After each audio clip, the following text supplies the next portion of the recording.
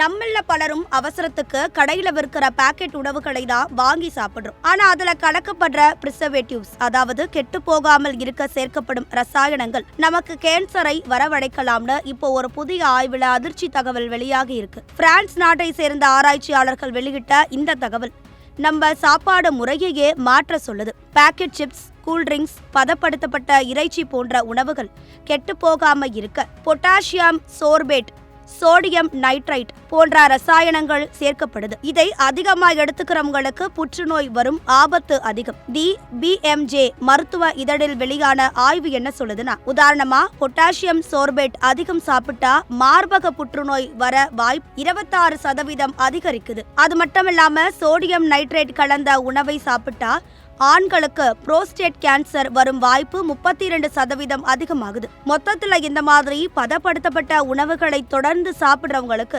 புற்றுநோய் வரும் ரிஸ்க் 14% வரை கூடுதாம். சுமார் 1,05,000 பேரிடம் நடத்தப்பட்ட இந்த மெகா சர்வேவில் 4,226 பேருக்கு கேன்சர் வந்திருப்பது கண்டுபிடிக்கப்பட்டுள்ளது. இந்த ரசாயனங்கள் நம்ம உடம்புல இருக்கும் நோய் எதிர்ப்பு சக்தியை குழப்பி செல்களை பாதிப்படைய செய்யுது.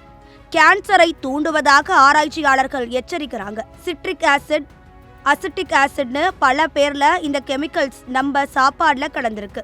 அதனால முடிஞ்ச வரைக்கும் ஃப்ரெஷ்ஷான காய்கறிகள், பழங்களை சாப்பிடுங்க. பாக்கெட் உணவுகளை குறைச்சிக்கோங்க. ஆரோக்கியம்தான் முக்கியம்.